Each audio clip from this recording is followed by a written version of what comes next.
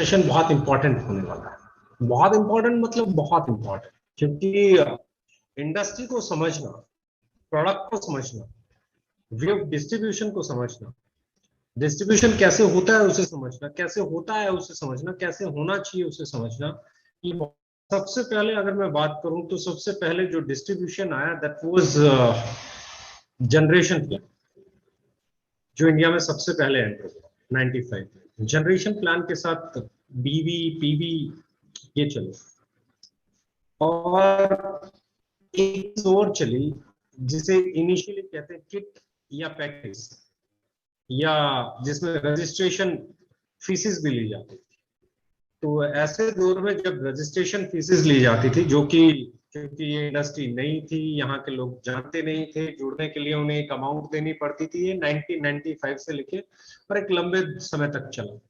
लेकिन जैसे जैसे इंडस्ट्री आगे बढ़ी 97 98 के आसपास की अगर हम बात करें, तो एक और कॉन्सेप्ट मार्केट में आया जिसे हम मैट्रिक्स कहते हैं। मैट्रिक्स आपकी डायरेक्ट जो लेवल होगा उससे आपको 5 आएगा, उसके नीचे वाले से आपको 3 आएगा, उसके नीचे वाले से ये आएगा, इतने ये वाले इधर हो जाएंगे तो ये बन जाओगे, ये हो जाएंगे तो ये बन जाओगे। और ये सेम लेवल से सेम लेवल जीरो होने वाला कॉन्सेप्ट था, यानी कि आप भी उसी रैंक पे हो, आपके नीचे वाला भी उसी रैंक पे है, तो अब आपको उस टीम से कोई भी इनकम आने वाली नहीं थी। इसे मैट्रिक्स बोलते थे। बहुत सारी कंपनियां इस मैट्रिक्स कॉन्सेप्ट के साथ मार्केट में। फिर थोड़ा सा आगे बढ़े, उसके बाद जब बाइनरी आई तो बाइनरी में भी ज्वाइनिंग बहुत बड़ी, प्रोडक्ट बहुत कम, रजिस्ट्रेशन फीस ये कम होती चली गई। लेकिन एक चीज और नहीं लेके आई बाइनरी, क्या लेके आई कि इतने लोग लेफ्ट, इतने लोग राइट, तो इतना पे आउट बनेगा। लोगों पे काउंट होता था, एंट्री पे काउंट होता था, लेफ्ट में 10 एंट्री, राइट में 10 एंट्री तो ये, लेफ्ट में 5 एंट्री, इसमें इतनी एंट्री तो ये। तो ये बाइनरी आ गया। बाइनरी के बाद कहीं कोई पूल प्लान आ गया कि ऑटो फिलिंग होगा, कहीं फिर कुछ आ गया, कहीं कुछ आ गया, कहीं कुछ आ गया। सब कुछ अपने अपने तरीके से इस इंडस्ट्री में सालों 10 सालों चला। लेकिन एक चीज थी जो ये इंडस्ट्री शुरू हुई तब भी थी, आज भी और हमेशा रहेगी, वो था जनरेशन प्लान। वो है जनरेशन प्लान। अगर हम उसके बारे में बात करें तो वो है जनरेशन प्लान के साथ एक और बहुत इंपॉर्टेंट चीज पीवीबीवी। तो अब ऐसे में पीवीबीवी पे बने हुए प्लान और जनरेशन प्लान, जो टर्नओवर का एक परसेंटेज, जितनी सेल करता है और जो जितने परसेंटेज पे होता है उसे उतना परसेंटेज, जितने उसके पॉइंट बनते हैं उतने पॉइंट का उसे मिल जाता है। जनरेशन प्लान बाकी किसी प्लान से क्यों ज्यादा सुरक्षित माना जाता है? क्योंकि जनरेशन प्लान की पहली खासियत यह है कि कंपनी जितने परसेंट बांटती है, कंपनी 5 साल पुरानी हो जाए तो भी उसका उतना ही परसेंट बढ़ता है, 10 साल पुरानी हो जाए तो भी उतना ही परसेंट बढ़ता है, 50 साल पुरानी हो जाए तो भी उतने ही परसेंट बढ़ता है। और डिस्ट्रीब्यूटर को, डायरेक्ट सेलर को ये पता होता है कि उसे कितने परसेंट आएगा, उसकी इनकम क्या होगी उसे पता होता है। यानी कि जनरेशन प्लान में सबसे अच्छी चीज क्या है? दैट इज कॉल्ड ट्रांसपेरेंसी, कि कंपनी को ये पता है कि मेरा इससे ज्यादा नहीं बढ़ सकता। बाइनरी में देयर आर नो कैलकुलेशंस, कोई नहीं जानता। अगर कोई एंट्री बेस दे रहा है कि इतनी लेफ्ट राइट, तो आज की डेट में अगर गाइडलाइन को ढंग से पढ़ेंगे तो वहां पे ही हमें पता चल जाएगा कि ये अपने आप में एक चैलेंज है। रजिस्ट्रेशन फीस एक लंबे समय से कोई नहीं ले सकता, गाइडलाइन में बिल्कुल क्लियर हो गया कि कोई रजिस्ट्रेशन फीस नहीं हो सकती। लेकिन इन बदलते माहौल में भी हर तरह की कंपनियां चलती रही, कि एक दरवाजा बंद होता है तो दूसरा दरवाजा खुल जाता है। ऐसे में ही बहुत सारी कंपनियों को एक नया दरवाजा समझ में आ गया। वो क्या था कि काम कर देते हैं, प्रोडक्ट को ही महंगा कर देते हैं, रजिस्ट्रेशन फीस नहीं लेंगे, एंट्री के पैकेज ही अलग बना देते हैं कि जुड़ते हुए आपको ये वाले पैकेज खरीदने पड़ेंगे, जब आप जुड़ जाओगे तो आप कुछ भी खरीद सकते हो। दोनों के प्लान ही अलग बना देते हैं, जुड़ने का प्लान अलग, रीपरचेज का प्लान अलग। अब जुड़ने का प्लान अलग, ना तो फ्री है, पहले दिन आईडी एक्टिवेट होनी चाहिए, फर्स्ट परचेज का भी इंतजार नहीं होना चाहिए, फर्स्ट परचेज सेकंड परचेज उसकी क्या है क्या नहीं है इससे कोई लेना देना नहीं होना चाहिए। जिस दिन आदमी पहले दिन अपनी आईडी लगाता है वो ग्रीन आईडी लगनी चाहिए, उसके नीचे अगर कोई सेल होती है तो उसका जो कमीशन बनता है एज पर डिस्ट्रीब्यूशन सिस्टम, वो उसका कमीशन मिलना चाहिए, चाहे वो पर्सनल परचेज करे या नहीं करे, क्योंकि ये परचेज नहीं सेलिंग बिजनेस है, राइट। तो ऐसे में बदलाव चलता रहा। और अगर सबसे सस्टेनेबल मॉडल की अगर मैं बात करूं, सबसे अच्छे मॉडल की बात करूं, जो सक्सेसफुल मॉडल रहा है, जो एथिकल मॉडल है उसकी बात करूं, तो वो जनरेशन प्लान, और उसके साथ में जो चीज सबसे इंपॉर्टेंट है दैट इज कॉल्ड पीवीबीवी। अब पीवीबीवी में एक अच्छी चीज होती है कि अब आपको जब भी आप कोई प्रोडक्ट खरीदते हैं, फॉर एग्जांपल आपने कोई प्रोडक्ट 100 रुपए का खरीदा, तो उसमें आपको बिजनेस वॉल्यूम मिलता है, जो आपका बिजनेस काउंट होता है, क्योंकि टैक्स पे बिजनेस वॉल्यूम नहीं हो सकता, टैक्स गवर्नमेंट को जाता है। मैन्युफैक्चरिंग कॉस्ट कंपनी की लगनी है, लॉजिस्टिक कॉस्ट कंपनी की लगनी है, इन पे डिस्ट्रीब्यूशन नहीं हो सकता, क्योंकि जो कॉस्ट आपने पे करनी है, जो आपके खर्चे हैं, खर्चों पे तो नहीं बांट सकते ना, जो आपके पास बचेगा उस पे बांट सकते हैं। अब जो बचेगा उस पे बांट सकते हैं, तो दो तरह की कंपनियां, एक वो कंपनियां हैं कि पहले इतना बांटेंगे, फिर जो बचेगा उसे प्रोडक्ट बनाएंगे। ये कंपनियां, इस मेथड की कंपनियां कभी भी high quality product affordable price पे नहीं दे सकती, क्योंकि उनका मकसद डिस्ट्रीब्यूशन होता है, उनका मकसद बिजनेस होता है, उनका मकसद लोग जोड़ना होता है, उनका मकसद अपॉर्चुनिटी बेचना होता है। लेकिन जो कंपनियां बिजनेस करने आई हैं, जो कंपनियां एथिकल बिजनेस करने आई हैं, बहुत सारी कंपनियां हैं, इंडियन भी बहुत अच्छी अच्छी कंपनीज है, इंटरनेशनल भी बहुत अच्छी अच्छी कंपनीज है। उन कंपनीज को अगर आप देखोगे तो वो सबसे पहले एक प्रोडक्ट लेके आती हैं, और उस प्रोडक्ट को अच्छी क्वालिटी का बनाती है, और उसके बाद जो बचता है उसे बांटती है। अब अगर मैं बात कर रहा हूं पीवी बीवी कैसे दिया जाता है, इसे समझने की जरूरत है, क्योंकि जैसे जैसे ये पीवी बीवी समझ में आएंगे, जैसे जैसे आपको बिजनेस वॉल्यूम समझ में आएगा, वैसे वैसे आपको बिजनेस समझ में आएगा। बहुत सारे लोगों को लगता है कि बिजनेस वॉल्यूम ज्यादा होगा तो ज्यादा पे आउट बनेगा, बिजनेस वॉल्यूम कम है तो कम पे आउट बनेगा। बहुत सारे लोगों को लगता है डिस्ट्रीब्यूशन ज्यादा होगा तो बहुत ज्यादा पे आउट बनेगा, डिस्ट्रीब्यूशन कम है तो बहुत कम पे आउट बनेगा। ये बिल्कुल मिथ है दोनों, क्योंकि एक सिक्के के दो पहलू हैं, हेड और टेल। इंडिया परसेंट से लेके और 15% के बीच में मैक्सिमम इंडियन डायरेक्ट सेलिंग और इंटरनेशनल डायरेक्ट सेलिंग कंपनियों का डिस्ट्रीब्यूशन स्टार्ट होता है। जो बेस लेवल है वो 12 से 15 है। अब हम इस कंपैरिजन में ओके लाइफ केयर को देखते हैं। ओके लाइफ केयर का अगर मैं एवरेज बीवी नीचे वाली साइड का 25% पकड़ लूं, और इसका डिस्ट्रीब्यूशन पे हम बात करें, it is 90%, 77.5% distribution and 12% corona relief fund. तो आपका 22.5% बेस डिस्ट्रीब्यूशन है, जो दूसरी कंपनियों से लगभग। दूसरी चीज अगर मैं हायर साइड पकड़ लूं, कोई कंपनी, एवरेज कंपनियां अगर मैं कह रहा हूं 60% भी बिजनेस वॉल्यूम देती हो, 60% भी बिजनेस वॉल्यूम देती हो, और उसका 65% भी डिस्ट्रीब्यूट करती हूं, तो ये मैक्सिमम 39% हायर साइड जाएगा डिस्ट्रीब्यूशन। अगर आप हमारे साथ बात करेंगे तो हम अगर एवरेज डिस्ट्रीब्यूशन 40% भी पकड़ लें, जिस प्रोडक्ट पे वो हायर, उनका अगर किसी का 60 है और वो 65 बांट रहे हैं तो वो 39% जाएंगे। अगर हमारा हायर 50% है, जैसे कप फाइटर है या बहुत सारे प्रोडक्ट हैं, तो हमारा 50% के ऊपर आप जाएंगे तो दैट इज 90%। अगर मैं बात कर रहा हूं तो ये 45 होगा, ये भी 5 से 6% डिस्ट्रीब्यूशन ओवर रहता है। अब जो सबसे बड़ी चीज जिसपे मैं डिस्कस करने वाला हूं, जो सबसे बड़ा रोल प्ले करता है, क्योंकि मैं हमेशा कहता हूं डिस्ट्रीब्यूशन एक चीज है, डिस्ट्रीब्यूशन बाद में काम करता है, पहले काम करती है सेल। क्योंकि गन्ना नहीं होगा तो कोल्हू कुछ नहीं कर सकता, आपका डिस्ट्रीब्यूशन सिस्टम कोल्हू है। डिस्ट्रीब्यूशन सिस्टम से कभी पैसा नहीं आ सकता अगर सेल नहीं है। मैं कहता हूं आप 100% बिजनेस वॉल्यूम दो और 0% सेल हो तो पे आउट क्या बनेगा? जीरो। आप 20% बिजनेस वॉल्यूम दो और सेल शो हो तो पे आउट क्या बनेगा? कुछ बनेगा। यानी कि बड़ा बिजनेस वॉल्यूम पे आउट नहीं बनाता है, छोटा बिजनेस वॉल्यूम पे आउट नहीं रोकता है। पे आउट बनना और ना बनना ये सिर्फ और सिर्फ इस बात पे डिपेंड करता है कि आपकी सेल कितनी है। जहां सेल बढ़ेगी वहां इनकम बढ़ेगी, जहां सेल गिरेगी वहां इनकम गिरेगी।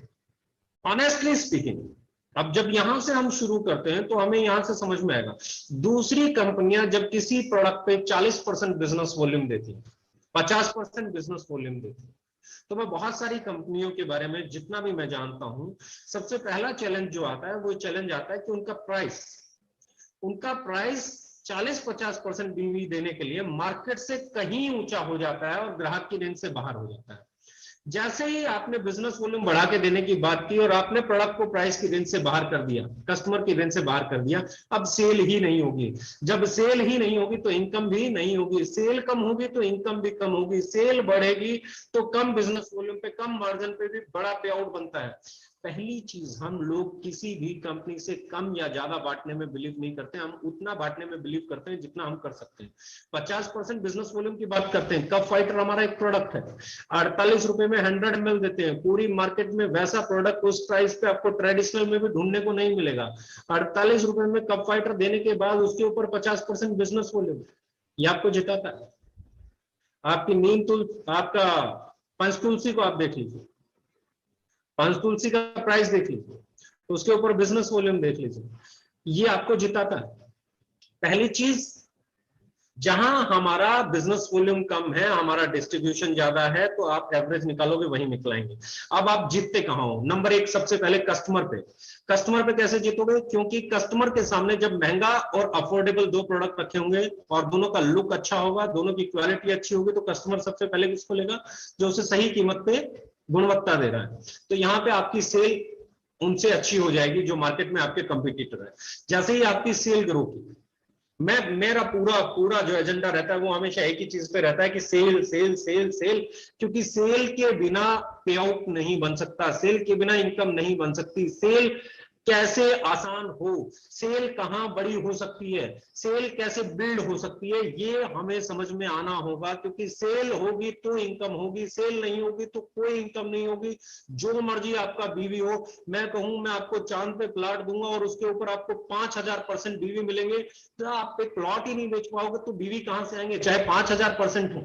लेकिन जब आप बात कर रहे हैं मार्केट में बिकने वाले 200-250 रुपए के फेस वॉश को, अगर आप 90 रुपए में ले आएंगे, क्वालिटी भी उससे बेहतर देंगे, तो वो बिकेगा ज्यादा। जितनी देर में वो एक बेचेगा, आप 10 बेचोगे, आप 10 बेचोगे, उसने एक बेचा, उसने एक बेचा 250 रुपए का, 60% भी बिजनेस वॉल्यूम हुए। सबसे इंपॉर्टेंट चीज क्या है? That is sale. और सेल कैसे आसान होगी, सेल कैसे बिल्ड होगी, यही आपका सबसे बड़ा, मैं मानता हूं, स्किल है जो सीखनी पड़ेगी। इस स्किल को जो सीख गया उसका पे आउट कभी नहीं रुकेगा। सबसे पहले मार्केट में आपका प्रोडक्ट क्वालिटी और प्राइस में जीतना चाहिए। जब आपका प्रोडक्ट मार्केट में, मैं कहता हूं 250 वाला 50% बीवीवी देगा, 60% बीवीवी देगा। अगर आपका फेस वॉश 250 का है तो बेच कितना लोगे? और जितनी देर में वो एक बिकेगा, आपका 90 रुपए का 10 बिकेगा, तो आपका 900 रुपए का प्रोडक्ट बिका। कम बीवीवी होगा तो उसका जितना डीपी होगा उतने तो आप बीवी इकट्ठे कर लोगे, उतने अगर आप इकट्ठे कर लोगे तो आपकी सेल बढ़ जाएगी, सेल बढ़ जाएगी तो इनकम बढ़ जाएगी, क्योंकि हमारा डिस्ट्रीब्यूशन अच्छा है, हमारा डिस्ट्रीब्यूशन सही है, नीचे से सबको। फिर दूसरी चीज, जब आप प्रोडक्ट को बेचते हो तो क्या आप उस प्रोडक्ट को बेच के रिटेल प्रॉफिट जनरेट कर सकते हो? क्या उस प्रोडक्ट को बेच के रिटेल प्रॉफिट बनेगा? जिस प्रोडक्ट का एमआरपी महंगा होगा, उसे डीपी महंगा होगा, उस प्रोडक्ट को डीपी पे भी नहीं बेचा जा सकता, अंडर कटिंग पे बेचा जाएगा। और ये अंडर कटिंग साल दर साल से मैं इंडस्ट्री में देखता आया हूं। पीछे हमने कुछ एक पोस्टर्स रिलीज किए जो कि डीपी प्राइस पे थे, तो हल्ला मच गया, डीपी प्राइस नहीं सर, एमआरपी प्राइस पे पोस्टर लाइए। ये पहली बार जब मेरे पास मैसेज आया तो मुझे इतनी खुशी हुई, इतनी खुशी हुई, इतनी खुशी हुई, मैं एक्सप्लेन नहीं कर सकता। क्योंकि कोई कुछ माने या ना माने, हम एक चीज मान गए कि ओके लाइफ केयर ने इंडस्ट्री को इतना तो बदला कि जिन लोगों का माल डीपी पे नहीं बिकता था, अंडर कटिंग पे बेचना पड़ता था, उस ही मार्केट में हमारे लीडर कह रहे हैं सर आपका प्रोडक्ट डीपी पे नहीं एमआरपी पे बिकने के लायक है, इसे इसलिए डीपी मत प्रमोट कीजिए। मतलब 130 रुपए का 100 ml फेस वॉश बिक सकता है, बिल्कुल सच है, मार्केट में बना दिया जिसे एमआरपी पे बेचा जा सकता है। तो इंडस्ट्री इससे बड़ी क्या बदलेगी? इंडस्ट्री में इससे बड़ा बदलाव क्या आएगा? लीडरशिप में इससे बड़ी मोटिवेशन क्या आएगी कि they can sell their products on MRP.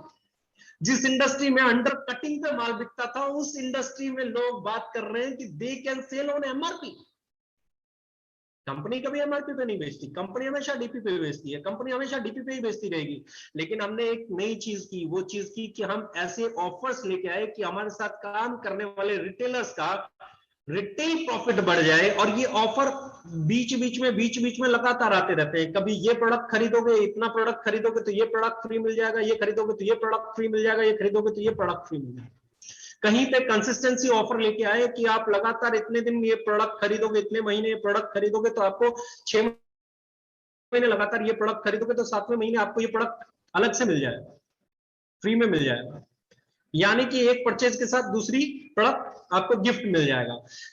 और इससे क्या होता है, इससे अगर आप देखोगे, आप किसी भी ऑफर को देखोगे तो 20-25% का रिटेल प्रॉफिट आसानी से अगर आप ऑफर्स फॉलो करते हैं तो यहीं से जनरेट हो जाता है। और डीपी पे बेच के भी 25-30% का रिटेल प्रॉफिट जनरेट हो जाए अगर किसी कंपनी में, और वो भी वो डीपी जो मार्केट को सीधा सीधा टक्कर देने वाला है, तो आपसे बड़ा जीतेगा कौन? आपसे बड़ी जीत किसकी होगी? आपसे बड़ा अचीवर कौन? आपसे बड़ा विनर कौन? आपसे बड़ा लीडर कौन? आपसे बड़ा सेलर कौन? आपसे बड़ा डायरेक्ट सेलर कौन? उसके बाद कंसिस्टेंसी, कंसिस्टेंसी फिर 7वें महीने आपको एक 5,000 का प्रोडक्ट लगातार 6 महीने खरीदा 15 तारीख से पहले, तो 7वें महीने 15 तारीख से पहले आपको कंसिस्टेंसी ऑफर के तौर पे 10,000 रुपए का प्रोडक्ट लिस्ट बनी हुई है, उस लिस्ट में से सिलेक्ट करो कि आपको ये प्रोडक्ट चाहिए, वो प्रोडक्ट आपको डिलीवर हो जाएंगे जिस भी पॉइंट पे आप चाहते हो, जिस भी डीपीयूसी पे चाहते हो। प्री ऑर्डर फॉर्म भरा जाएगा, एक जैसे ही 6ठे महीने की सैलरी होगी pre order form 7th month consistency offer का भरा जाएगा, और फ्री ऑफ कॉस्ट आप जिस भी डिलीवरी पॉइंट पे उसे चाहेंगे वहां पे वो उसे भेज दिया जाएगा, और आप 7वें महीने जाएं और अपना प्रोडक्ट ले जाएं। वो भी आपको एक रिटेल प्रॉफिट देता है, यानी कि रिटेल प्रॉफिट 90 रुपए के फेस वॉश पे बेच के भी रिटेल प्रॉफिट जनरेट होता है, और 20%, 30%, 40% तक का रिटेल प्रॉफिट जनरेट होता है। 90 रुपए के फेस वॉश पे अगर आपको 20, 25, 30 रुपए बच जाए तो किसी को नहीं बचते हैं ये रिटेल प्रॉफिट। अभी डिस्ट्रीब्यूशन सिस्टम पे तो आएंगे, अभी तो ऑफर्स, सेल ऑफर्स का कमाल की बात कर रहे हैं हम लोग। उसके बाद अगले पॉइंट पे हम आते हैं। पहली चीज क्या है, प्रोडक्ट बिकेगा कौन सा ज्यादा, प्रोडक्ट की क्वालिटी, क्योंकि अगर आपका प्रोडक्ट एक बार बिक के दोबारा नहीं उसकी डिमांड आई तो उसकी क्वालिटी में गड़बड़ है, उसके रेट में गड़बड़ है। जीतेगा वहां जहां पे प्रोडक्ट एक बार बिकेगा और ग्राहक जो उसे यूज करेगा वो कहेगा कि मुझे दोबारा भी प्रोडक्ट चाहिए, तो आपका रिटेल प्रॉफिट परमानेंट होगी। दूसरी चीज जो इंपॉर्टेंट है वो क्या है, जब आप किसी प्रोडक्ट को बेचते हो तो क्या उस पर आप रिटेल प्रॉफिट बना पाते हो? यस, बनेगा। तीसरी चीज, क्या आपके प्रोडक्ट को कस्टमर जानता है? यस। अभी एडवर्टीजमेंट चालू हुआ, ब्रांड वैल्यू चालू हुआ, एडिशन चालू हुआ, सहज सहज करके 6 महीने 8 महीने साल में पूरा इंडिया में थोड़ा थोड़ा थोड़ा थोड़ा सब लोग इसको जानना शुरू कर देंगे। तीसरा ब्रांड वैल्यू, ब्रांड वैल्यू भी कस्टमर लेके आता है, तो वो भी आपके पास एक बड़ी स्पोर्ट है, राइट। यानी कि सही प्राइस, सही कीमत, सही ब्रांडिंग, सही क्वालिटी और सही रिटेल प्रॉफिट वाले ऑफर्स। जरूरी क्या है, एक डायरेक्ट सेलर को अपने ऑफर्स को फॉलो करे, अपने बिजनेस को देखे, उसका कौन सा प्रोडक्ट बिक सकता है, कौन सा प्रोडक्ट पे क्या रिटेल प्रॉफिट आता है, उसके कस्टमर कैसे हैं, उसके आजू बाजू में सोसाइटी क्या है, उसकी नीड क्या है। अभी डिस्ट्रीब्यूशन सिस्टम पे फिर आऊंगा, उसका कमाल पे फिर बात करेंगे, क्योंकि मैं एक प्रोसेस की बात कर रहा हूँ डिस्ट्रीब्यूशन ओवरव्यू के साथ में, जो आपने समझा कि कैसे सिर्फ बिजनेस वॉल्यूम इंपॉर्टेंट नहीं है, डिस्ट्रीब्यूशन परसेंटेज भी इक्वली इंपॉर्टेंट है। दोनों को जब हम कंपेयर करके और एक फाइनल फिगर आउट करते हैं तब होता है कंपैरिजन की कौन ज्यादा, कौन कम, कौन सही, कौन गलत, राइट। फिर तीसरी चीज जिस पे मैं बात कर रहा हूं, क्या आपकी कंपनी के अंदर कोई ऐसी कंडीशंस तो नहीं है कि ये कंडीशन पूरी करोगे तो पे आउट मिलेगा, ये कंडीशन पूरी नहीं करोगे तो पे आउट नहीं मिलेगा। कंडीशंस मतलब आपकी पर्सनल परचेज, साइड मेंटेनेंस, आपका रैंक क्वालिफिकेशन, ये सारी चीजें, क्योंकि ये सारी चीजें आपकी इनकम में से एक बड़ा हिस्सा फिर वापस प्रोडक्ट में लगवा देती हैं कि आपको ये कमाना है तो ये खरीदना पड़ेगा। तो हमारे यहाँ ना आपको फर्स्ट परचेज है, ना सेकंड परचेज है, ना आपको कोई भी, जितनी आपकी सेल होगी उस सेल पे जो भी आपके पॉइंट बनेंगे, उन पॉइंट की जो भी वैल्यू निकलेगी वो वैल्यू आपको आपके तक पहुंच जाएगी, यानी कि आपकी जो सेल पे इनकम बनती है वो आपको मिल जाती है। नाउ द नेक्स्ट स्टेप, दोबारा जब कस्टमर आता है तो फिर रिटेल प्रॉफिट, फिर आपका डिस्ट्रीब्यूशन। अब आते हैं डिस्ट्रीब्यूशन। डिस्ट्रीब्यूशन की सबसे अच्छी चीजें जो मुझे लगती हैं, जब किसी बिजनेस में 2 प्लान हो जाते हैं तो काम करने वाले लोग कंफ्यूज हो जाते हैं कि मैं पहले प्लान में काम करूं या दूसरे प्लान में।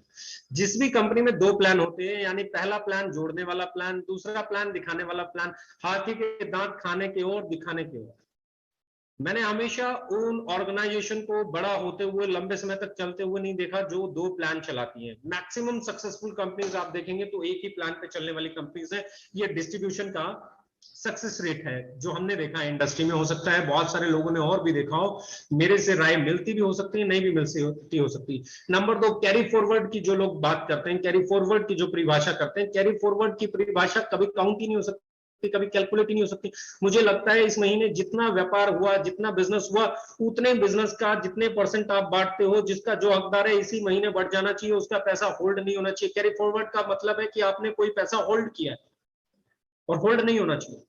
ना हमने कभी कार फंड होल्ड किया, ना हमने हाउस फंड होल्ड किया, ना हमने कोई कैरी फॉरवर्ड रखा, ताकि जितनी सेल इस महीने हुई उस सेल का जितना परसेंट जिसको जाना है इसी महीने जाए, ताकि वो कंपनी के पास एक भी पैसा होल्ड पे नहीं रहे। तो ये दूसरा बेनिफिट आपकी आज की सेल का आज आपको जाता है। तीसरा बेनिफिट मैं अक्सर देखता हूं, जनरेशन हो या कोई भी हो, बड़े बड़े टारगेट पे डिस्ट्रीब्यूशन होता है कि इतने ये बन जाएंगे तो आप ये बन जाओगे, इतने ये बन जाएंगे तो आप ये बन जाओगे, इतने ये बन जाएंगे तो आप ये बन जाओगे, और डेप्थ बनती चली जाएगी, विड्थ बनती चली जाएगी, और रैंक निकलते चले जाएंगे, और फिर आपके रैंक बढ़ेंगे तो आपकी परसेंटेज बढ़ेगी। हमने पहले दिन ही सिंपल रखा कि हमने हमारा maximum distribution 1 lakh business volume करने वालों में बांट दिया। पॉइंट वैल्यू कम ज्यादा जो भी हो, हर एक आदमी उस डिस्ट्रीब्यूशन का हकदार होना चाहिए जो थोड़ी सी भी सेल को बड़ा कर लेता है। हमारी नीचे से शुरू हो जाती है डिस्ट्रीब्यूशन, और 50-50 हजार पे जाते हो तो आप देखोगे सिर्फ 50-50 हजार, यानी कि 1 लाख बिजनेस वॉल्यूम पे आपकी कंपनी का टोटल डिस्ट्रीब्यूशन एक डायरेक्ट सेलर के लिए अवेलेबल हो जाता है। 1 लाख बिजनेस को 20 एक्टिव बोनस पॉइंट, और आप किसी भी महीने में 20 एक्टिव बोनस पॉइंट एलिजिबल हुए तो आपके लिए मैक्सिमम इनकम शुरू हो जाती है। उसे मेंटेन करते हो तो और उसे मेंटेन करते हो तो और, यानी कि सबसे इंपॉर्टेंट है कि जो आपका प्लान है वो डुप्लीकेट हो सकता है कि नहीं हो सकता है, उसे लोग समझ सकते हैं कि नहीं समझ सकते हैं, उसमें हिडन तो कुछ नहीं है, उसमें टर्म एंड कंडीशंस तो बहुत ज्यादा नहीं है, उसमें इधर से मेंटेन करना, उधर से मेंटेन करना, इतना सेल्फ परचेज करना, इतना वो करना, ये रैंक बनाना, इस रैंक को अचीव करना, इस रैंक को, ये तो नहीं है। अगर ये सारी चीजें हैं, ये सारी कंडीशंस, ये सारी हार्डल्स आपको मैक्सिमम परसेंटेज तक पहुंचने में हार्डल बनती है, राइट। तो वहां पे हम लोगों ने इसे बहुत सिंपल, बहुत सोबर रखा। पूरी इंडस्ट्री से पहली चीज आप प्राइस कंपेयर कीजिए, दूसरी चीज आप क्वालिटी कंपेयर कीजिए, तीसरी चीज आप देखिए क्या रिटेल प्रॉफिट के लायक आपके पास ऑफर्स आते हैं, क्या आप रिटेल प्रॉफिट बना सकते हैं, क्या कस्टमर इसे खरीद के खुश होगा, क्या इसे बार बार खरीदना चाहेगा। उसके बाद जब इसे खरीदता है तो क्या आपका डिस्ट्रीब्यूशन सिस्टम ऐसा तो नहीं है जो आपको अचीवर बनने से रोकता है, क्या आपका डिस्ट्रीब्यूशन सिस्टम ऐसा तो नहीं है जो आपका पे आउट बनता है उसे वापस लगवा लेता है, क्या ऐसा तो नहीं है कि रैंक अचीव करने के लिए आपका घर गोडाउन बन जाता है, कहीं ऐसा तो नहीं है कि आप जब थोड़ा सा कमाने लगते हो तो आपको गाड़ी गाड़ी गाड़ी गाड़ी गाड़ी गाड़ी के लिए मोटिवेट कर दिया जाता है। मैं इस इंडस्ट्री को बॉटम लाइन की इंडस्ट्री मानता हूं। मैं इस इंडस्ट्री को सबसे पहले कस्टमर की इंडस्ट्री मानता हूं, फिर डायरेक्ट सेलर की इंडस्ट्री मानता हूं, फिर फ्रेशर की इंडस्ट्री मानता हूं। लेकिन आपको अगर अचीवर बनना है तो आपको स्किलफुल होना पड़ेगा, आपको मार्केट सीखना पड़ेगा, आपको सेल करना सीखना पड़ेगा, आपको बिजनेस बिल्ड करना सीखना पड़ेगा, आपको डिस्ट्रीब्यूशन सिस्टम को सीखना पड़ेगा, आपको मार्केट की नॉलेज लेनी पड़ेगी, आपको कंपिटिटर्स की नॉलेज लेनी पड़ेगी, आपको अपने प्रोडक्ट को प्लेस करना सीखना पड़ेगा, अपने प्रोडक्ट के इंग्रेडिएंट्स की नॉलेज लेनी पड़ेगी, उसकी क्वालिटी की नॉलेज लेनी पड़ेगी, उसके सर्टिफिकेट्स की नॉलेज लेनी पड़ेगी, क्यों हम क्वालिटी में बेहतर हैं वो भी बताना सीखना पड़ेगा, क्यों हम प्राइस में बेहतर हैं वो भी सीखना पड़ेगा।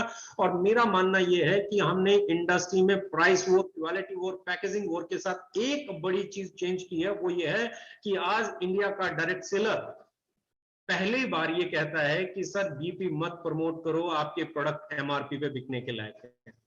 मेरे लिए इससे खुशी की कोई बात नहीं हो सकती, मेरे लिए इससे हैप्पीनेस की कोई बात नहीं हो सकती, क्योंकि हम सही कीमत पे जब लाए तो लोगों को यह पता चला सही कीमत का फायदा मिलता है, सही कीमत से रिटेल प्रॉफिट बनता है। डिस्ट्रीब्यूशन के सही होने से डायरेक्ट सेलर का घर गोडाउन नहीं बनता है, रैंक के चक्कर में उसका घर गोडाउन नहीं बनता है, क्वालिफिकेशन के चक्कर में उसका घर गोडाउन नहीं बनता है, थोड़ा सा आने के बाद कार की बजाय, मैंने हमेशा कहा कार नहीं, क्योंकि हमें बहुत आसानी है किसी भी कंपनी में कहना बहुत आसान है, साहब हमने कार दे दी, पर कार तो आपको बैंक वाले ने दी है, जिसने बड़ा लोन दिया आपको। पता नहीं 2 साल 3 साल 4 साल 5 साल कितने साल तक एक डायरेक्ट सेलर उसकी किस्तें भरता है, और जब तक वो किस्तें भरता है, मुझे नहीं लगता वो अपने घर में उतने पैसे दे पाता होगा जितने पैसे उसके घर के सर्वाइवल के लिए चाहिए। तो मुझे नहीं लगता एक बड़ी कार की इस बिजनेस को करने के लिए जरूरत है।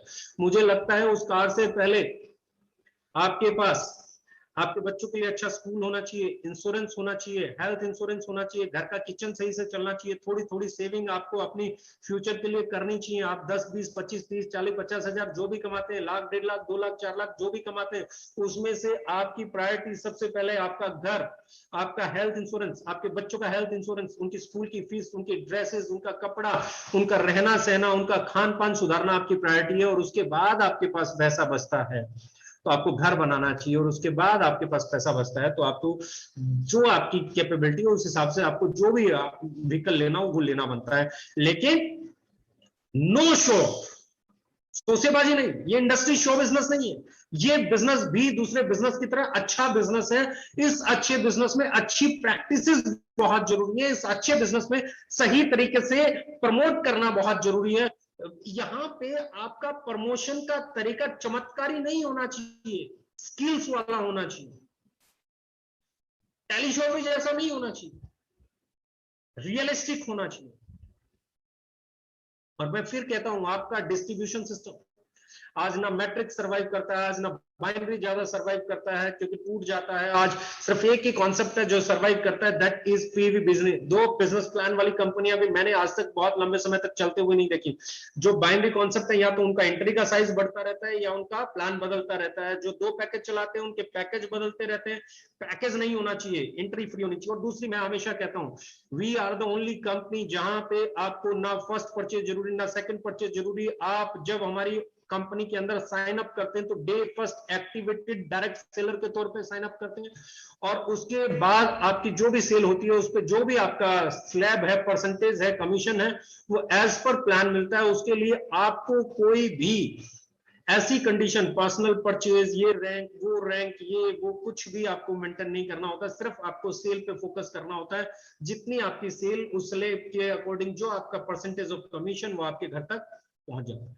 आपका कार फंड, आपका हाउस फंड, आपका एक्टिव बोनस, आपका सुपर एक्टिव बोनस, ये सब आपकी कंसिस्टेंसी बोनस, सब आपको एज पर योर एलिजिबिलिटी मिल जाता है। ना आपको एक्टिव बोनस के लिए कोई पर्सनल परचेज करनी पड़ती है, ना कंसिस्टेंसी के लिए करनी पड़ती है, ना कार फंड के लिए करनी पड़ती है, ना हाउस फंड के लिए करनी पड़ती है, ना सुपर एक्टिव के लिए करनी पड़ती है, और ना ही फ्लैगशिप के लिए करनी पड़ती है। किसी के लिए भी आपको पर्सनल परचेज नहीं करनी पड़ती है। ये सबसे खूबसूरत चीज है। और दूसरी चीज, मैं हमेशा कहता हूं, डिस्ट्रीब्यूशन देखते हुए एक बड़ा पैरामीटर हम लोग इग्नोर कर देते हैं। क्या आपकी कंपनी छोटे से छोटे पे आउट देती है? छोटे से छोटा जो कमीशन, 200 रुपए का कमीशन बना, 150 रुपए का कमीशन बना, 100 रुपए का कमीशन बना, 70 रुपए का कमीशन बना, 50 रुपए का कमीशन बना, 30 रुपए का कमीशन बना, 20 रुपए का कमीशन बना, आपको देती है? Yes, okay life care is a company जहां आपका 20 रुपए का भी चेक बनता है, जहां आपका 20 रुपए का भी इनकम बनता है, पे आउट बनता है, तो वो आपके अकाउंट में ट्रांसफर होता है अगर आपकी केवाईसी सही है तो। केवाईसी कंपलसरी, अपनी केवाईसी कीजिए। 20 रुपए, 30 रुपए, 40 रुपए हर महीने अगर किसी का 20, 30, 40 रुपए का भी पे आउट बनता है तो वो जाता है। क्योंकि मैं देखता हूँ इंडस्ट्री में बहुत सारे लोग हैं जो 100, 150, 200, 300, 400 से नीचे पे आउट देना नहीं चाहते, और ये बहुत लोगों का बनता है और ये बड़ा होता है। कोई ऐसे बहुत लोग हैं जो एक बार बनाकर बेचारे दोबारा बना ही नहीं पाते। तो योर डिस्ट्रीब्यूशन के साथ इंटेंशन बहुत इंपॉर्टेंट है। ये बहुत इंपॉर्टेंट रोल प्ले करता है। आपकी कंपनी 20 रुपए, 30 रुपए, 40 रुपए, 50 रुपए, 60 रुपए, 70 रुपए, जिसका जो कमीशन बनता है उसे देती है। ये एक अच्छी चीज है जो आपके डिस्ट्रीब्यूशन के अंदर है। दूसरी चीज जो हमेशा कहता हूं, आप क्यों जीतोगे? सबसे पहले आपकी सेल ज्यादा होगी। नंबर 2, बिजनेस वॉल्यूम आपका 25 है लेकिन डिस्ट्रीब्यूशन आपका 90 है, तो 22.5% से आपका डिस्ट्रीब्यूशन स्टार्ट होता है। मैक्सिमम कंपनी का डिस्ट्रीब्यूशन 15% से स्टार्ट होता है। दूसरी चीज, आपका डिस्ट्रीब्यूशन 40% है और आपका डिस्ट्रीब्यूशन 90% है, तो आप 36% डिस्ट्रीब्यूट कर रहे हैं। आपका बिजनेस वॉल्यूम 50% है और आपका डिस्ट्रीब्यूशन 90% के करीब है, तो आप लगभग 45% डिस्ट्रीब्यूट कर रहे हैं। यानी कि बिजनेस वॉल्यूम से कोई फर्क नहीं पड़ता। ये हमने हमेशा देखते हैं, इसलिए हमारे लीडर्स के पे आउट ग्रो किए, क्योंकि यहाँ बिजनेस वॉल्यूम नहीं, डिस्ट्रीब्यूशन, डिस्ट्रीब्यूशन से पहले सेल, सेल के बाद के मैकेनिज्म, आफ्टर सेल, रीसेल, कहां होगी? जहां प्रोडक्ट सही होगा, क्वालिटी सही होगा, ऑफर सही होंगे, मैनेजमेंट सही होगा, इंटेंशन सही होगी। और इस सब में आप अगर आज हमें कंपेयर करते हैं इंडिया की किसी भी कंपनी से, वर्ल्ड की किसी भी कंपनी से, तो हम हर कंपनी से बेहतर मिलते हैं। परसेंटेज डिस्ट्रीब्यूशन, एक्यूरेट डिस्ट्रीब्यूशन, सबसे कम कंडीशन पे, side maintenance, rank maintenance, dream selling, bulk selling, इन सब को क्रॉस करते हुए बढ़ने वाली कंपनी का नाम, सही प्राइस पे सही उत्पाद देने वाली कंपनी का नाम, सही डिस्ट्रीब्यूशन, बगैर कंडीशंस, बगैर हिडन चार्जेस, बगैर इसके लगाए हुए डिस्ट्रीब्यूशन, कोई सर्विस चार्ज नहीं। बहुत सारी कंपनियां जो सर्विस चार्ज, हैंडलिंग चार्ज, ये चार्ज वो चार्ज लगा के आपके पे आउट में से 2%, 3%, 4% ले लेती हैं, कोई चार्ज नहीं, सिर्फ गवर्नमेंट के टैक्सेस डिडक्ट होते हैं, उसके अलावा कुछ नहीं। और यही एक खूबी है, यही एक खूबी है जो आपको बड़ा बनाती है। सबसे बड़ी चीज, जितने भी लीडर्स काम करते हैं वो जब भी जीएसटी फाइल करते हैं, उनकी जीएसटी टाइम पे रिटर्न होना, उनकी जीएसटी टाइम पे उनके अकाउंट में जाना, ये आपकी कंपनी को स्ट्रॉन्ग बनाता है। जब आप डिस्ट्रीब्यूशन की बात करेंगे, प्रोडक्ट की बात करेंगे, प्राइस की बात करेंगे, तो एक कदम आगे हैं, क्योंकि यहाँ पे कंडीशंस नहीं है, यहाँ पे केयर है, यहाँ पे अपनापन है, यहाँ पे एक डायरेक्ट सेलर को क्या क्या तकलीफें हो, उन तकलीफों को दूर करने का कमिटमेंट है। घर गोदाम बनते थे, अंडर कटिंग पे माल बेचना पड़ता था, पूरी इंडस्ट्री की हालत थी जब तक हम नहीं आए थे, अंडर कटिंग पे माल नहीं बिकता था, डीपी के 50% नीचे करके भी माल नहीं बिकता था। बहुत सारे लीडर्स को जानता हूं जिन्होंने नदियों में, कुओं में, जोड़ों में, तालाबों में अपना प्रोडक्ट लास्ट में एक्सपायर होने के बाद या एक्सपायर होने से पहले फेंका होगा, थक के अपने बस का नहीं, लेकिन उस इंडस्ट्री में सही कीमत पे सही उत्पाद लाके एक रिवोल्यूशन लाने का नाम है ओकेलेंट। उस रेवोल्यूशन को अनकंडीशनल डिस्ट्रीब्यूशन सिस्टम के साथ, सही डिस्ट्रीब्यूशन के सिस्टम के साथ, सेल के ऊपर बेस्ड करके, ना कि रैंक के ऊपर बेस्ड करके, ना कि विड्थ के ऊपर बेस्ड करके, ना कि डेप्थ के ऊपर बेस्ड करके, उसे सेल के ऊपर बेस्ड करके कि इतनी सेल पे ये कमीशन, इतनी सेल पे ये कमीशन, इतनी सेल पे ये कमीशन, सेल पे कमीशन, रैंक पे कमीशन, रैंक पे परसेंटेज नहीं, सेल पे परसेंटेज, साइड मेंटेनेंस पे पे आउट नहीं, no side maintenance. And these are the strength of your distribution system. पूरे इंडिया में जब आप इस डिस्ट्रीब्यूशन सिस्टम को कंपेयर करोगे तो you will find it's more friendly.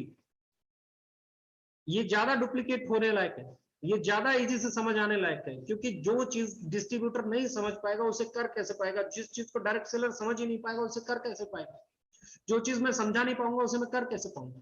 और मैं हमेशा कहता हूं जहां सेल है वहीं डायरेक्ट सेलर है, जहां ग्राहक है वहां, जहां क्रेता है वहां विक्रेता को आना पड़ेगा, और हम कस्टमर्स की लाइन लगा देंगे बेचने वालों की मंजूरी।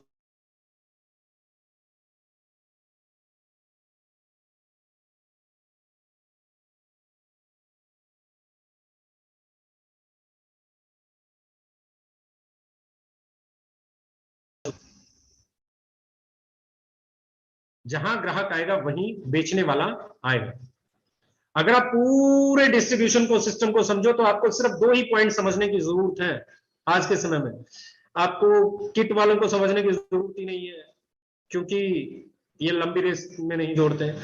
आपको कैरी फॉरवर्ड वालों को समझने की नहीं है, क्योंकि ये रेस ही अलग है, कहां तक जाती है मुझे नहीं मालूम। जनरेशन प्लान को समझने की जरूरत है, क्योंकि हम जनरेशन प्लान है, और जनरेशन प्लान में कैरी फॉरवर्ड वालों को समझने की जरूरत नहीं। जनरेशन प्लान में क्या समझने की जरूरत है, कितना बिजनेस वॉल्यूम का कितने परसेंट बांटा जा रहा है। बिजनेस वॉल्यूम ज्यादा है तो डिस्ट्रीब्यूशन कम है, डिस्ट्रीब्यूशन कम है तो बिजनेस वॉल्यूम ज्यादा है, बिजनेस वॉल्यूम कम दिया तो डिस्ट्रीब्यूशन ज्यादा है, बैलेंस में है। इन दो को जिसने समझ लिया वो जीत गया। भ्रम से बाहर निकलने के लिए कैलकुलेशन सबसे स्ट्रिक्ट उपाय है। जब आप कैलकुलेट करके देख लोगे तो हर भ्रम टूट जाएगा, क्योंकि मैं हमेशा कहता हूं 2 और 2 5 हो सकते हैं। हो सकते हैं क्या? हाँ हो सकते हैं, गलती से तो 5 हो सकते हैं, वरना 2 और 2 4 ही होते हैं। कुछ महानुभाव कहेंगे 22 होते हैं, वो 2 ऐसे होते होंगे, 2 जमा 2 4 ही होते हैं, 5 नहीं होते। तो कैलकुलेशंस आर मोर इंपॉर्टेंट। अब जिस बिजनेस में उस बिजनेस को स्टडी करना आना चाहिए। उसकी बेनिफिट समझ में आने चाहिए, क्यों हमारे यहाँ रिटेल प्रॉफिट है। और सबसे बड़ी चीज इंटेंशन, मैं हमेशा कहता हूँ, अभी भी हमने एक ऑफर दिया कि 2,000 रुपए से लेके 20,000 रुपए तक, it's not offer, it's token of love, कि 2,000 से 20,000 जो भी, 2,000 से लेके 20,000 का जिसका भी पे आउट बनेगा, क्योंकि मुझे लगता है इतना पैसा उसे अपने घर पे चाहिए होता है, खुद के लिए चाहिए होता है, अपनी फैमिली। 20,000 तो हो सकता है वो अपने लिए, अपनी फैमिली के लिए वो प्रोडक्ट नहीं खरीद पाए जो उसे इस समय चाहिए। i3 इज एसेंशियल प्रोडक्ट, क्योंकि ये आपकी इम्यूनिटी को बूस्ट करता है।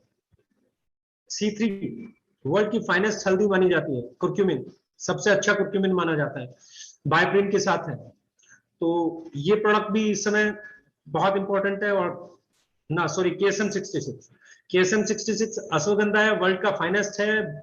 आप जितनी भी स्टडीज देखोगे तो KSM 66 बहुत इंपॉर्टेंट है, बहुत इंपॉर्टेंट है इस समय में। बहुत सारे आयुर्वेदा के लोग चिल्ला चिल्ला के बोल रहे हैं, बड़े बड़े आयुर्वेदा चार्य इसके बारे में बोल रहे हैं कि अश्वगंधा, गिलोय ये बहुत इंपॉर्टेंट है। तो KSM 66 और i3 ये हमारे बेस्ट प्रोडक्ट्स हैं, ये बहुत इंपॉर्टेंट है। इसके साथ में प्रोबायोटिक टूथपेस्ट मैंने इसलिए दिया क्योंकि आप अगर गूगल करेंगे या डॉक्टर से भी जानेंगे तो वो ये कहते हैं कि टूथपेस्ट, जैसे ही आप कोविड से रिकवर करते हो तो आपको अपना ब्रश चेंज कर देना चाहिए। तो मुझे लगता है ब्रश के साथ में आपको बेस्ट टूथपेस्ट भी मिलना चाहिए, प्रोबायोटिक टूथपेस्ट, जो ऐसे समय में आपके लिए बहुत अच्छा पेस्ट हो सकता है, सबसे बेहतरीन पेस्ट हो सकता है। क्योंकि कैविटीज, बैक्टीरिया और वायरस, इस दौर में हाइजीन रहना, अच्छी पेस्ट होना बहुत इंपॉर्टेंट है। तो उसको दिया, सैनिटाइजर को दिया, मास्क को दिया।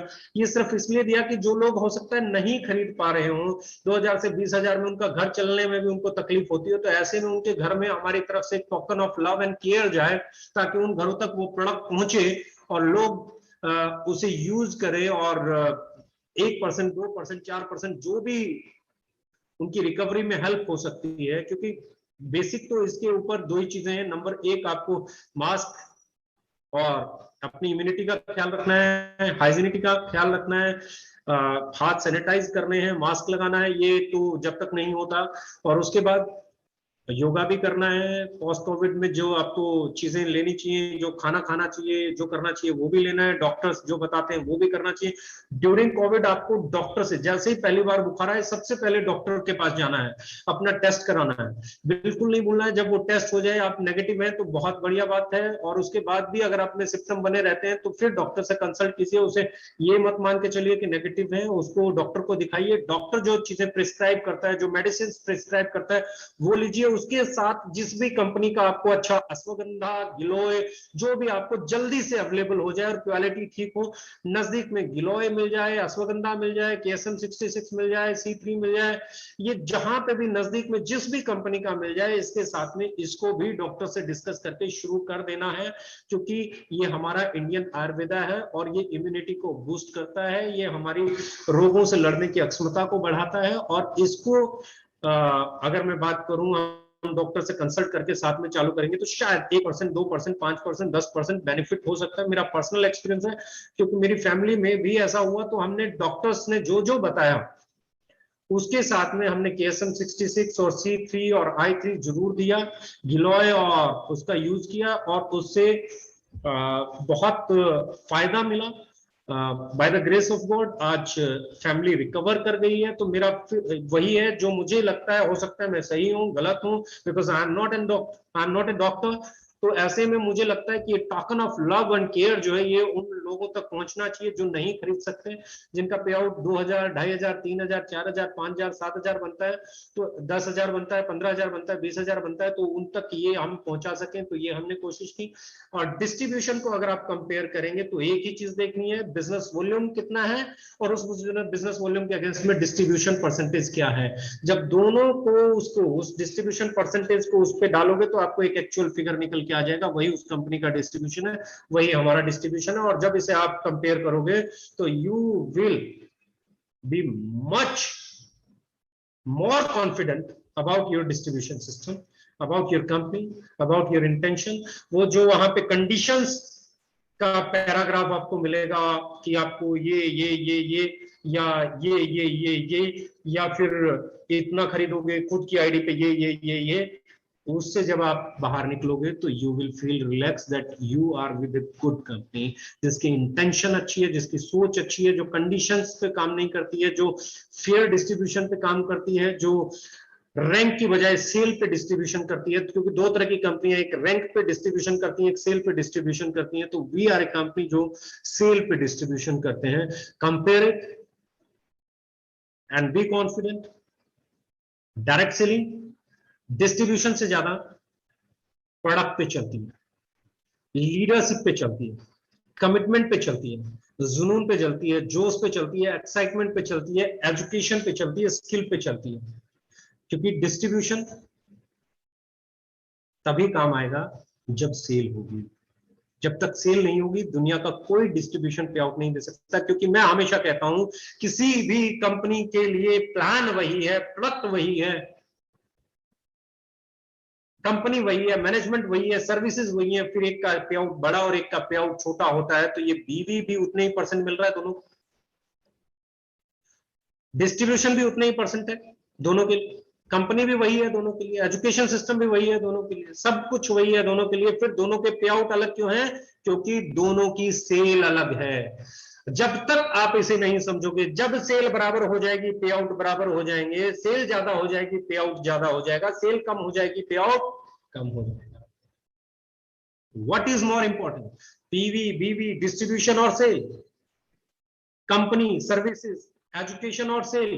सेल। लेकिन सेल सिद्धांत के साथ, सेल सही कीमत के साथ, सेल सही गुणवत्ता के साथ, सेल बाजार के साथ कंपटीशन करते हुए, सेल कॉन्फिडेंस के साथ, सेल इस प्राइड के साथ कि मैं कुछ भी गलत नहीं कर रहा हूं, क्योंकि मेरा उत्पाद इससे कम कीमत पे, इससे बेहतरीन क्वालिटी का इंडिया में कोई दूसरा अवेलेबल नहीं करा सकता। और ये कॉन्फिडेंस जब मेरे अंदर आ जाता है तो मैं सेल कर डालता हूं। क्योंकि it's all about the confidence कि मेरा मेरे प्रोडक्ट को लेके कन्विक्शन क्या है, मेरा मेरे प्रोडक्ट को लेके कॉन्फिडेंस क्या है। जब मेरा मेरे प्रोडक्ट को लेके कॉन्फिडेंस आ जाता है तो मैं जिसके साथ बैठता हूं वो उसे मेरा प्रोडक्ट खरीदना होता है। क्यों? क्योंकि मैं वो बातें बताता हूं जो मार्केट में है, मैं वो बातें कंपेयर करता हूं जो मार्केट में है। मैं मार्केट के प्रोडक्ट को, अपने प्रोडक्ट को, जो उसके घर में ऑलरेडी प्रोडक्ट चल रहा है उसके बाजू में इस प्रोडक्ट को रखता हूं। रेट उससे बेहतर होता है, पैकिंग उससे बेहतर होती है, क्वालिटी उससे बेहतर होती है। और मैंने एक बार अपने कस्टमर को कन्विंस कर लिया कि my product is better at affordable price, तो उसके बाद वो कस्टमर पूरे जीवन आपका है। और कस्टमर आपका है तो पूरे जीवन सेल आपकी है, और पूरे जीवन सेल आपकी है तो सेल जब तक होती रहेगी तब तक इनकम आती रहेगी। इसके लिए सबसे पहले जरूरी है अपने प्रोडक्ट पे कॉन्फिडेंस होना, अपने सिस्टम पे कॉन्फिडेंस होना, अपने सीनियर पे कॉन्फिडेंस होना, अपनी कंपनी पे फेथ होना, अपने एजुकेशन पे काम करना, अपनी स्किल्स को डेवलप करना, भ्रम से बाहर निकल के अपनी एजुकेशन को बढ़ाना। क्योंकि मैं हमेशा कहता हूं जिस चीज की आपको नॉलेज है उस पर दुनिया का कोई भी माइका लाल आपको भ्रमित नहीं कर सकता। अगर आपको पता है सो एस ओ करके लिखा जाता है तो कोई आपको टी ओ करके टो नहीं करवा सकता, क्योंकि आपके पास नॉलेज है। टीओ टू होता है, डीओ डू होता है, एसओ सो होता है। लेकिन जिसे नहीं पता, जिसके पास नॉलेज नहीं है, उससे अगर आप कहोगे टीओ टू डीओ डू और उसे बोलोगे एसओ क्या होता है, वो बोलेगा सू। लेकिन अगर आप एक आदमी को समझाओगे एसओ सो, जीओ गो, और उसे बोलोगे डीओ तो वो बोलेगा डो। लेकिन अगर उसे नॉलेज है तो वो एसओ को सो बोलेगा, टीओ को क्या बोलेगा, टू बोलेगा, डीओ को डू बोलेगा, जीओ को गो बोलेगा। डिफरेंस क्या है? स्पेलिंग मिलती जुलती है, बाद में सबके वो, लेकिन अगर नॉलेज है तो सही प्रोनाउंस करोगे, नॉलेज नहीं है तो सही प्रोनाउंस। मैं हमेशा कहता हूं आपको तब तक भ्रमित किया जा सकता है जब तक आपके पास नॉलेज नहीं है। जिस दिन आपके पास नॉलेज हो जाएगी, nobody can disturb you, nobody can disturb you। सही कीमत पे सही उत्पाद बेचने में जो प्राउड फील होता है, सही डिस्ट्रीब्यूशन सिस्टम में जो प्राउड फील होता है, जब लोगों के घर नहीं गोडाउन बनते, प्राउड फील होता है। और मैं तो अभी भी कहता हूं हमारे बहुत सारे डायरेक्ट सेलर्स हैं जिन्होंने अच्छा पैसा बनाया लेकिन घर लिया, गाड़ी नहीं ली। इस लॉकडाउन में पीपल आर एंजॉयिंग। ऐसी बहुत सारी कंपनियां होंगी जिनके लीडर्स के पास घर बड़े नहीं है लेकिन गाड़ियां बड़ी है। आज वो सोच रहे होंगे काश मैंने घर लिया। तो राइट एजुकेशन बहुत बार काम आता है। और मैं किसी कंपनी से कंपेयर नहीं करता हूं, क्योंकि मेरा मानना यह है कि कोई भी दुनिया की एक कंपनी सारी सेल इकट्ठा नहीं लेके जा सकती, कोई किसी की सेल नहीं लेके जा सकती। हर कंपनी अपने हिस्से की मार्केट लेगी, हर कंपनी का अपना एक क्लाइंटेज है, अपना एक कस्टमर बेस है, हर कंपनी का एक डायरेक्ट सेलर लॉबी है। तो हर एक कंपनी अपने अपने तरीके से ग्रो करती है, कोई इस तरीके से करता है, कोई इस तरीके से करता है। All companies are good. मेरा मानना यह है कि इंडिया में कम से कम 10 15 20 अच्छी कंपनीज हैं जिनमें इस इंडस्ट्री को ग्रोथ देने का जज्बा मांगा है और उन्होंने किया भी है।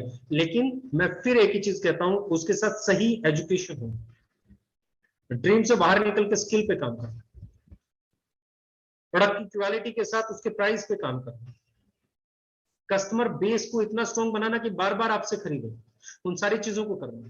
कंडीशंस नहीं होना, फर्स्ट परचेज सेकंड परचेज, एक प्लान दो प्लान नहीं होना, सिंपल होना, सेल पे डिस्ट्रीब्यूशन होना। These are the keys to success और यही हम करते हैं। चलिए आगे बढ़ते हैं अपने मिशन को लेके, अपनी नॉलेज को लेके, अपनी स्किल्स को लेके, और इस पेंडेमिक में अपने घरों पे रहते हुए अपने प्रोडक्ट को, अपनी सेल को बड़ा बनाते हैं। टीम्स अपने आप बड़ा बनती हैं, क्योंकि जहां सेल होगी वहां टीम्स बनेगी, वहां सेलर आएगा। मैं हमेशा कहता हूं सेलर आएगा, क्योंकि सेल होगी तो सेलर आएगा। जिसका प्रोडक्ट बिकने वाला नहीं है वो चाहे कुछ भी कर दे, उसके पास सेलर नहीं आता। लेकिन जिसके पास प्रोडक्ट बिकने वाला है, देर से सवेर से उसके पास सेलर आता है। And that's why we are much confident कि हम इंडिया की सबसे बेहतरीन डायरेक्ट सेलिंग ऑर्गेनाइजेशन बन सकते हैं, क्योंकि हमने हर उस पैरामीटर पे काम किया है जो भ्रांति से बाहर निकाल के डायरेक्ट सेलिंग को एथिकल डायरेक्ट सेलिंग की तरफ लेके जाए। सही डिस्ट्रीब्यूशन की बात करें, सही बिजनेस वॉल्यूम की बात करें, वायबिलिटी की बात करें, जो कस्टमर को, एंड यूजर को सही कीमत पे सही उत्पाद दे ताकि वो हमेशा आपसे खुश रहे। जिसका एंड यूजर खुश नहीं है उसका बिजनेस परमानेंट नहीं हो सकता। And we all now we are the best in that segment.